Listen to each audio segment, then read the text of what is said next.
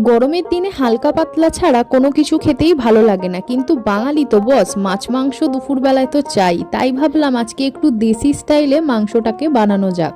তো তোমরা দেখেছো আগেকার দিনে যখন মা ঠাকুমারা মাংস রান্না করতো, এরকম সমস্ত মশলা, কাঁচা পেঁয়াজ কুচি, লঙ্কা দিয়ে কিন্তু ভালো করে ম্যারিনেট করে নিত। তো সেইভাবেই আজকে আমি রান্না করছি।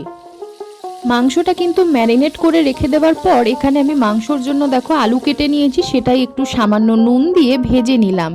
এইবার সেই তেলের মধ্যেই কিন্তু বেটে রাখা মশলাটা দিয়ে দিলাম, যেমন আদা রসুন পেঁয়াজ গোটা গরম মশলা।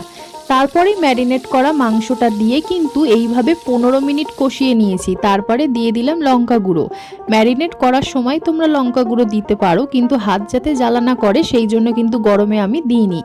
এইবার ভেজে রাখা আলুগুলো দিয়ে জল দিয়ে ওপর থেকে ধনেপাতা কুচি ছড়িয়ে দিলেই কিন্তু তৈরি হয়ে যাবে সেই দেশি স্টাইলের চিকেনের ঝোল বা মাংসের ঝোল। দারুণ হয়েছিল কিন্তু খেতে। ভিডিওটা ভালো লাগলে লাইক করে দিও আর কমেন্ট করে জানিও, সাবস্ক্রাইব করে পাশে থেকো। বাই।